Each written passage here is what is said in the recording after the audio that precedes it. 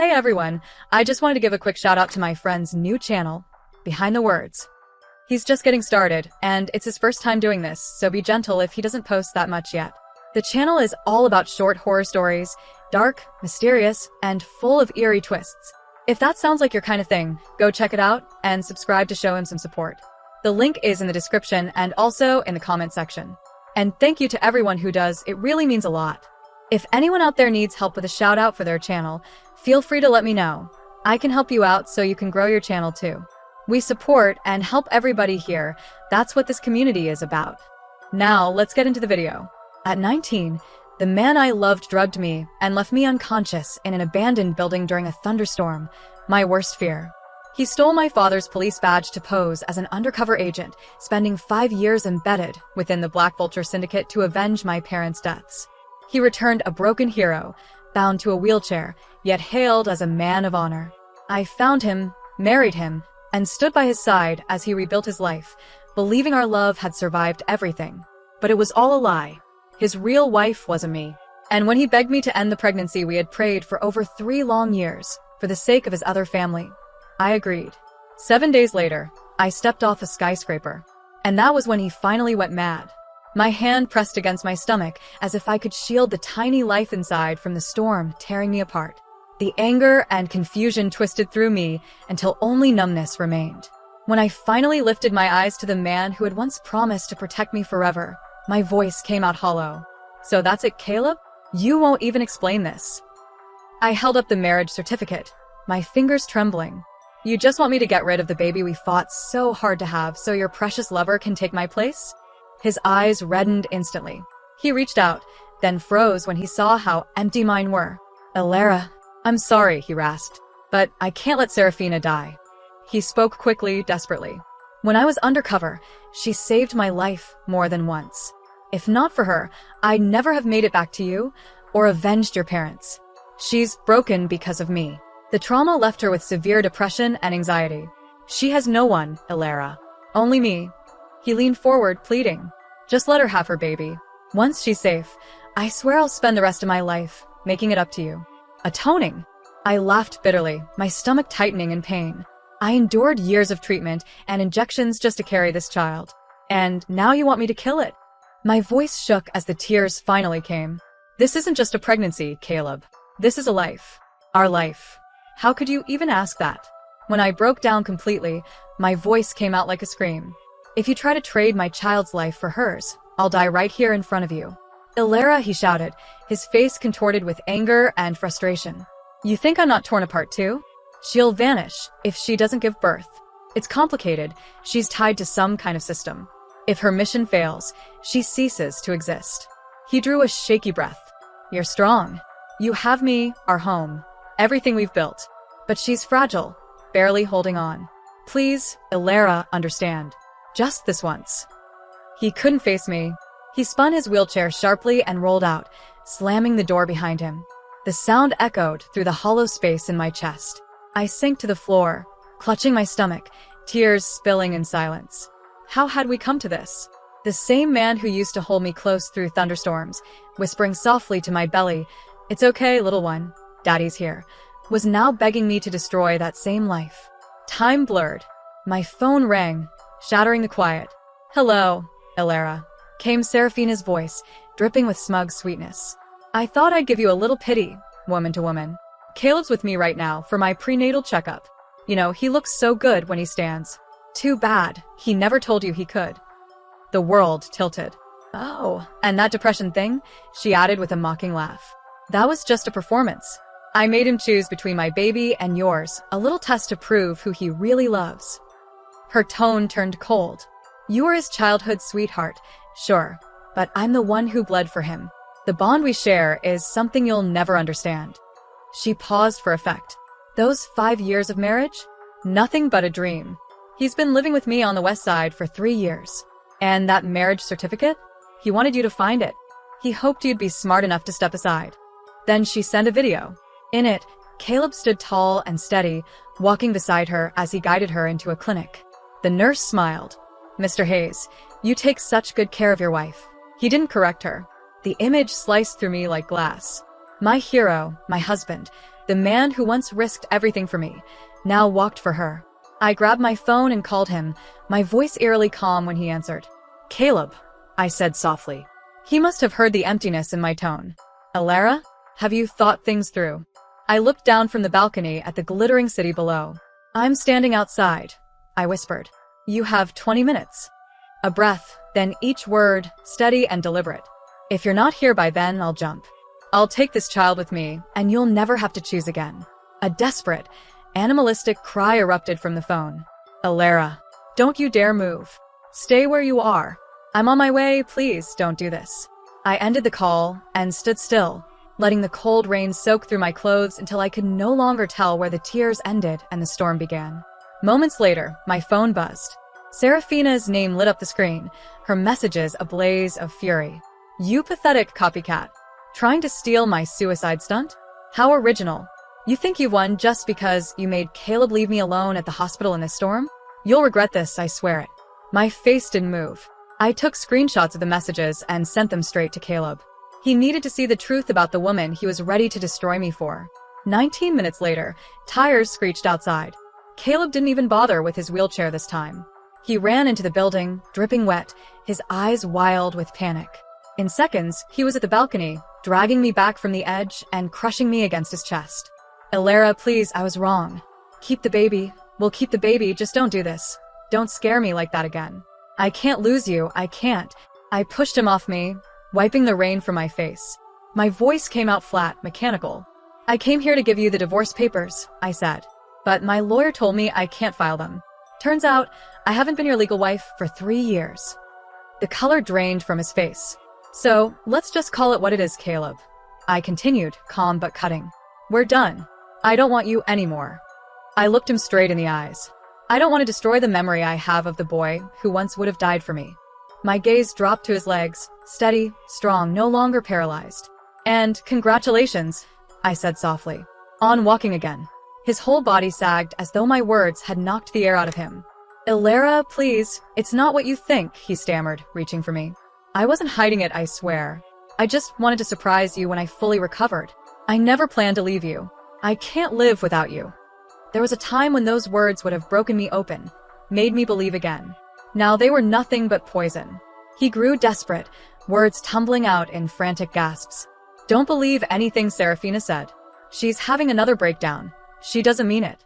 I'll deal with her, I promise. I'll fix everything, Alara. Just don't go. Don't give up on us." I was so tired. My soul felt hollow. "Okay," I whispered. Relief washed over his face. He carried me to the bed, gently drying my hair and skin with a towel, his touch tender, reverent, as though I might vanish if he wasn't careful. I closed my eyes and pretended to sleep. 15 minutes later, the bed shifted. He moved quietly, every sound measured, as if afraid to wake me. Then the door clicked shut. That sound was the end. The final proof. I slipped out of bed, put on my coat, and followed him into the rain. I needed to know what fixing things really meant to him. Through the storm, I tracked the glow of his taillights until I was about to call for a cab. That's when a dark van screeched to a stop beside me. A rough hand clamped over my mouth. A chemical stench burned my lungs. My vision blurred, the world fading. But before the darkness swallowed me, I saw them, just down the street. Caleb, holding Serafina close, shielding her from the rain. His arms were wrapped around her as though she were the most fragile thing in the world. His eyes, once filled with love for me, now glowed with something far worse. Devotion. When I came to, the air reeked of rust and mold. My head throbbed, my body ached, and the ropes cutting into my wrists were soaked in blood. The dim light revealed crumbling walls, a forgotten warehouse. I twisted and fought, but the bindings only tore deeper into my skin. Footsteps crunched outside. I forced myself to go still and shut my eyes, pretending to be unconscious. A man's voice, low and coarse, drifted through the door. Orders from the boss. Rough her up. Make sure she learns her place. Another voice followed, slightly uneasy. Fine. Just don't kill her. Anything else goes. The next 3 days were a nightmare with no end. They took turns breaking me down, body and spirit, until all I could do was curl up on the filthy floor, arms wrapped around my belly, whispering over and over. Please, I'll give you whatever you want. Just don't hurt my baby. Call my husband. He'll pay. He'll save us. They laughed like hyenas, but one of them actually made the call. The phone was put on speaker. 500,000. One of them barked. For your wife and her unborn kid. Otherwise, we'll send you 2 bodies. Hope flickered through my fogged mind. Caleb would save me. He had to. Then his voice came through the line. Cold, sharp, unfamiliar. What is this? Some kind of joke? My wife's fine. Don't call again unless you want the police involved. The call ended. Silence. One of the men spat near me. Hear that? He doesn't give a damn. Something in me cracked. No, please call again. Let him hear me, please. They called. It went straight to voicemail. That empty, robotic voice was the final nail in my coffin. After that, their cruelty grew worse, until one final, searing wave of pain ripped through me. Warm blood pooled beneath me. My child was gone. One of them crouched beside me, felt for a pulse, then muttered a curse and left. At some point, hours, maybe days later, I forced my half-dead body to move. Crawling, dragging myself through mud and broken glass, I made my way back toward the only place I could think of, home. When I reached the house, laughter spilled out through the windows. I froze. Inside, Caleb was carefully bandaging a small cut on Seraphina's finger.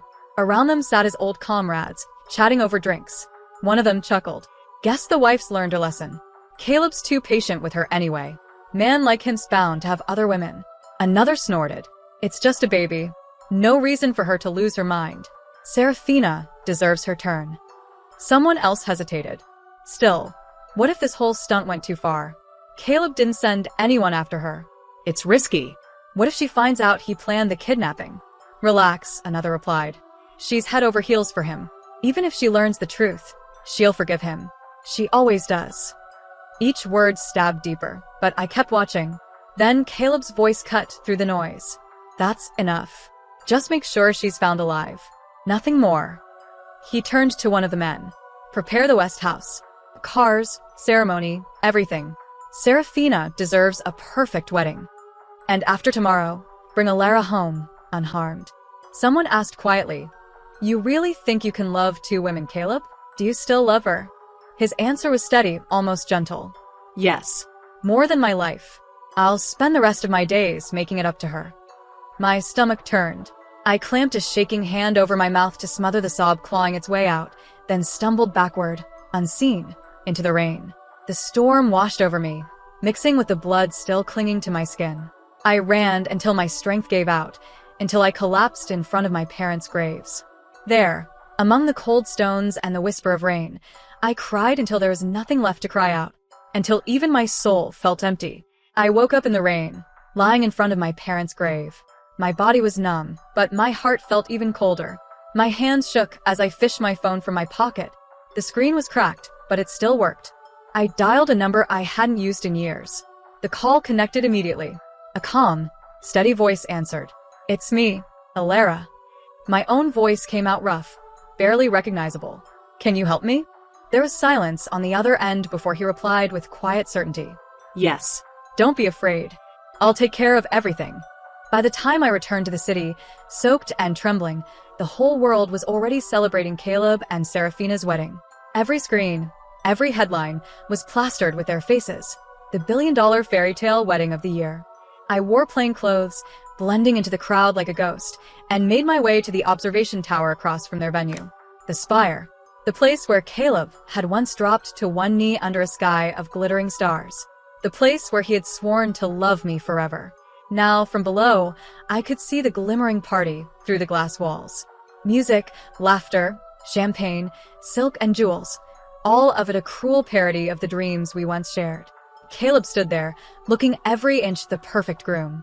And beside him, Seraphina wore my wedding dress, the design he had promised would belong to no one but me. Then I saw the sapphire pendant around her neck, my mother's final gift. The one Caleb said he would protect for me. Something in me snapped. I ran toward the hotel entrance, rainwater splashing around me. But before I could reach the doors, familiar hands grabbed me. The men who had kidnapped me before. Miss Thorne, one of them sneered. Mr. Hayes gave clear instructions. Don't ruin the wedding. I bit down hard on his hand. He screamed, and I broke free, running for the entrance again. but more of them surrounded me, blocking my way like an iron wall. From where I stood, I could see everything. Caleb placing the ring on Seraphina's finger, the guests smiling, toasting, applauding, and I stopped fighting. I turned around and ran, not toward them, but toward the spire. I climbed to the top, step after step, until the city stretched endlessly beneath me. The wind roared in my ears as I turned on the building's broadcast microphone. The sharp whine of feedback silenced the music below. Heads turned, confusion rippled through the crowd. Caleb looked up. Our eyes met across the distance. His smile vanished. My voice echoed through the speakers, clear and cold. Caleb Hayes, congratulations on your wedding. I wish you and Seraphina every happiness. But I hope you never forget what you did. I hope you remember the child I lost because of you. Caleb's face drained of color. He started running toward the tower, shouting my name. You thought I'd forgive you, didn't you? I said softly, almost smiling. Now it's my turn to make a bet. I'm betting my life that you'll never know peace again. Then I stepped forward, into the wind, leaving him frozen below as the crowd screamed. The second that broken, familiar voice echoed from the sky. Caleb's smile shattered. His world froze. He spun toward the tower across the plaza, eyes widening in horror as he spotted the small figure standing on the ledge. His pulse crashed in his ears. Elara. The name tore out of his throat like a wounded cry. In that instant, the guests, the music, even Seraphina's trembling hand on his sleeve, none of it existed. He lunged through the crowd, shoving people aside, desperate to reach me. Caleb, wait. Seraphina clung to his arm, her voice cracking under panic. You're imagining things. That's not her. Someone's trying to ruin our wedding. Her words hit nothing. He didn't even slow down. She grew frantic. If you walk away now, everything will fall apart. Don't leave me, Caleb. If you go, I'll die. But Caleb only heard my voice replaying in his mind, my calm farewell, my quiet curse about the life I lost because of him. Each word clawed at his chest until breathing hurt. Let go of me, he shouted, shaking her off. It's her. I know it's her. She'll do something reckless. Seeing his resolve crumble, Seraphina yanked the diamond tiara from her hair and pressed the sharp metal against her throat. Blood welled instantly. Go ahead, then. Run to her. The moment you leave, I'll end it right here. We'll both die, and this wedding will turn into a funeral, she screamed, her voice shrill with hysteria. And yes, maybe it is Elara. But you know her, she never meant it before. She's just trying to pull you back in. Caleb froze for a breath too long. That hesitation was all it took for one of his hired men, the same one who had taken me before, to step forward, his face pale with fear. Mr. Hayes, he stammered. Please calm down. Miss Thorne's fine, I swear. She's at the safe house. My men are watching her. Someone must have faked that voice recording to embarrass you and Miss Seraphina. Caleb's stare snapped to him, cold and feral. His mind twisted between the pleading woman at his feet, the figure on the tower, and the liar trembling before him. And for the first time, he truly didn't know what was real. With a guttural roar, Caleb struck the man across the chest, sending him sprawling. The sheer fury in his movement made the entire hall go still.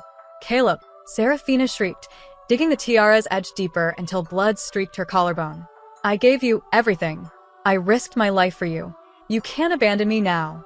Think of our baby. She collapsed to her knees, gripping his leg. Please, wait until the ceremony's over. Then we'll look for her together. You'll kill me if you leave now. Caleb stared down at her, eyes dark and empty. His voice came out like gravel. Stop using guilt to control me, Seraphina. I paid that debt long ago. His throat tightened.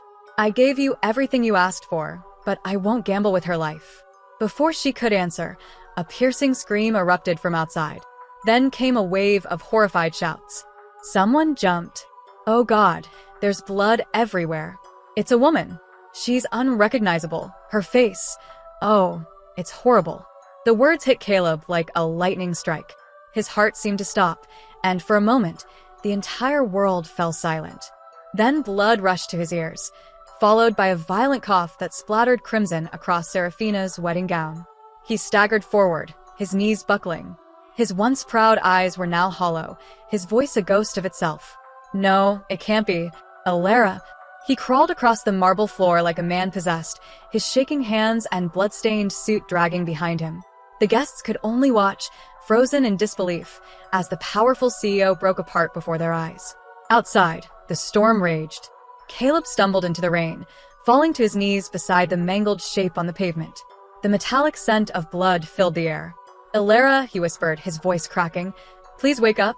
Just as his trembling fingers were about to touch the broken body, a dark green armored vehicle screeched to a halt, blocking him.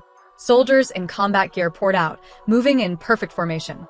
They lifted the body with professional precision and laid it on a stretcher. "Don't touch her. Give her back to me." Caleb roared, lunging forward, only to be slammed to the ground by two soldiers who pinned him in place. He thrashed helplessly, watching as the stretcher was carried toward the vehicle. "That's not her. You're wrong. That's not my Alara." Then a commanding voice cut through the chaos. A man stepped out of the vehicle, his eyes sharp as steel. "Leo." A medic approached, saluted, and spoke clearly. "Sir, preliminary identification confirms the victim as Alara Thorne, dependent of a fallen officer. No vital signs detected." As the soldiers lifted the stretcher into the armored truck, Caleb's eyes locked onto a pale, lifeless hand slipping over the edge. On one finger glimmered a simple ring, scuffed but familiar, the one he had placed on her hand years ago before her parents' grave, swearing to protect her forever. That single detail shattered the last illusion he had left. A guttural, broken scream tore through the storm. "No!" He lunged forward, breaking free from the soldiers restraining him. His body moved on instinct, fueled by panic and guilt. "Give her back. Please. I'll do anything. Just let me see her." Leo stepped between him and the vehicle, his stance unyielding. When Caleb's hand reached for the door, Leo struck, sending him sprawling to the pavement. Caleb hit the ground hard, coughing blood, his body folding under the impact.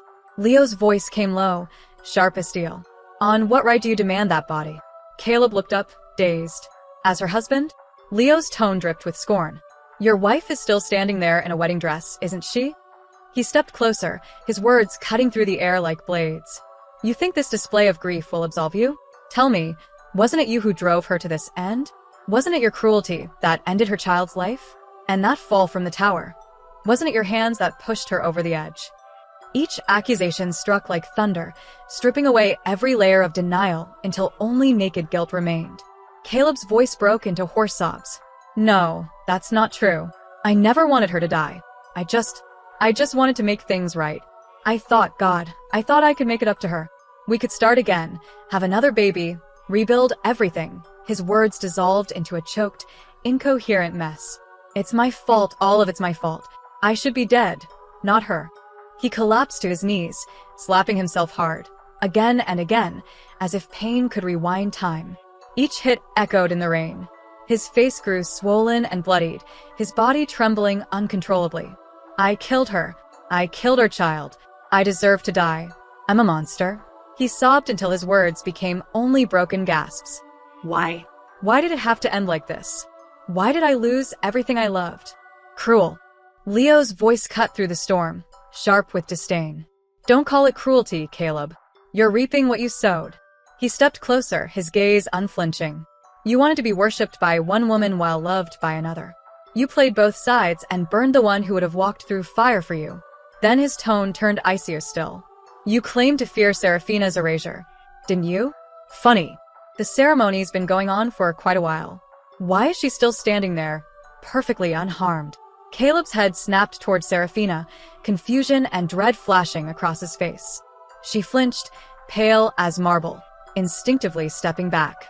Leo's command cracked through the silence. "Confiscate her phone. Restore every deleted log." A soldier obeyed, pulling the device from Seraphina's shaking hands. Within seconds, the sound system erupted with an audio file, one that silenced the entire hall. Seraphina's voice played first, dripping with artificial sweetness. "Depression? Of course I faked it. How else could I make him pity me? How else could I make him get rid of that parasite Alara's carrying?" The second voice asked, "Aren't you afraid he'll find out?" Seraphina laughed, confident and cruel. "Afraid? Please. He worships me for saving his life. He believes anything I say. That erased by the system story? I made that up. I just wanted her gone for good. I'll be Mrs. Hayes, no matter what." The recording ended in a cold silence that crushed the air itself. Caleb's face twisted in disbelief, rage, and grief all at once. His scream ripped through the hall as he lunged for her. Why, Seraphina? Why would you do this? I trusted you. I destroyed everything for you, everything. She struggled in his grip, face contorted with rage and desperation. Because I love you, she shrieked. I loved you more than she ever did. Why couldn't you love me the same way? I wanted you to be mine, completely mine. At Leo's gesture, the kidnappers were dragged forward. A soldier pulled a camera from one man's pocket and connected it to the large projection screen behind the altar. The room went deathly still. Image after image appeared, grainy, cruel footage of Alara's final days. Bound, bruised, and broken. Whispering pleas no one heard. Protecting her stomach as if it might shield her baby. Then came the recording. Seraphina's voice, icy and precise. Keep her alive, but barely. And the child, get rid of it. The hall filled with gasps. No one dared to speak. Even the rain outside seemed to pause. Caleb sank to the floor, eyes fixed on the screen, horror washing over him in waves. His lips moved soundlessly, his breath hitching. Seraphina tore the veil from her head, her face now twisted and wild. Yes. I did it, she screamed. But don't you dare pretend your hands are clean, Caleb Hayes. Her voice shook with hysterical fury. The kidnapping, the torture, killing her child. It was my idea, but you agreed. You told them. Just don't kill her. You made me believe I could win your love. You made me into this. Her laugh rang out, bitter, broken, and full of hatred. You're no better than me. You're the real monster here. Shut up. Just shut up. Caleb's control finally snapped. Every ounce of sanity left in him went up in flames. He lunged at Seraphina like a man possessed, his hands tightening around her throat. Her feet lifted off the ground, her lips parted in a silent gasp for air, yet she smiled. A twisted, triumphant smile that seemed to say, see, you're no better than me. I'll kill you. Caleb roared, his voice raw and broken. I'll kill you for what you did. His arms trembled with fury as guards shouted for him to stop, but he couldn't hear them anymore. The world had narrowed to the woman who had destroyed everything he had ever loved. Before he could choke the life out of her, Leo's cold voice sliced through the chaos. Enough. Two soldiers rushed forward, wrenching Caleb away. Seraphina collapsed to the ground, gasping and clawing at her bruised neck, her expression a mix of pain and delirious satisfaction. Leo's expression remained unreadable as he turned to his men. His words, though calm, carried the weight of final judgment. Record this. Seraphina Vance, charged with conspiracy, abduction, aggravated assault, and murder. She will face the maximum penalty under the law. He paused, then looked at Caleb, who was trembling in shock and disbelief. And Caleb Hayes, charged as an accomplice to every crime, including reckless endangerment and negligence resulting in death. The evidence speaks for itself. He gave one final order, his voice low, but absolute. Arrest every last person involved. Let the world remember the cost of crossing the line you were never meant to cross. Leo's gaze drifted briefly to the massive screen still flashing images of my torment. For a fleeting moment, his composure faltered, sorrow flickering across his features. Then it was gone, replaced by resolve. Take them away. Epilogue. Justice came swiftly. Under Leo's command, the courts moved without delay. Seraphina was sentenced to life imprisonment. Even behind bars, she refused to accept reality, clinging to delusions that Caleb would one day save her. When she learned that he himself had been sentenced to 10 years, her mind finally broke. In a stormy night's frenzy, she ended her own life using a sharpened piece of metal.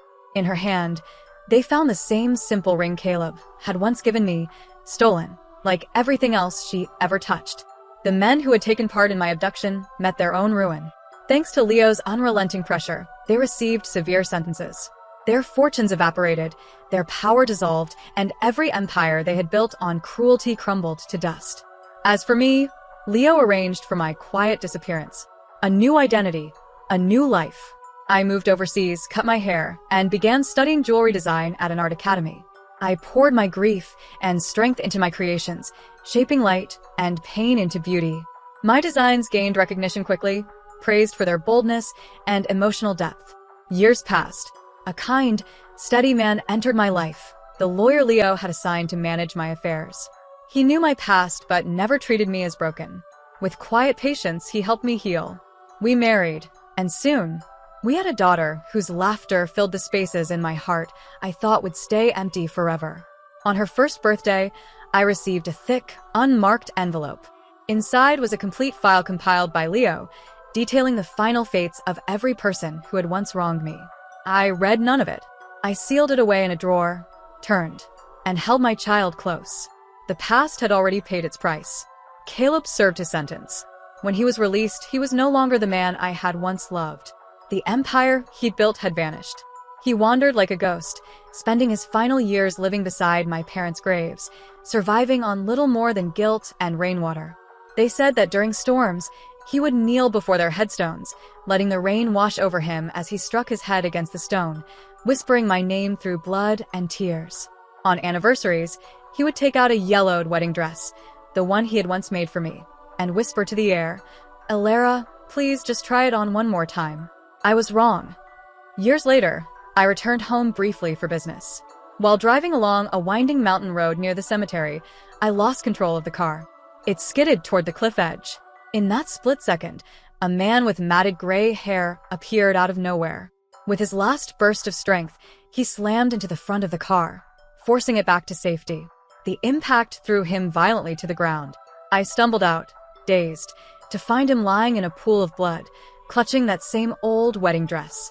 His dim eyes found mine, and for the first time in years, peace softened his face. "Elara," he whispered weakly, his voice fading. "This time, I protected you." And then he was gone. I stood over him, feeling no hatred, no grief, only quiet stillness. The wind swept through the mountains, carrying away the final remnants of love, pain, and obsession. I turned back to the road, got into my car, and drove toward a life that was finally, truly my own. The mountains were just mountains again, and I was finally free.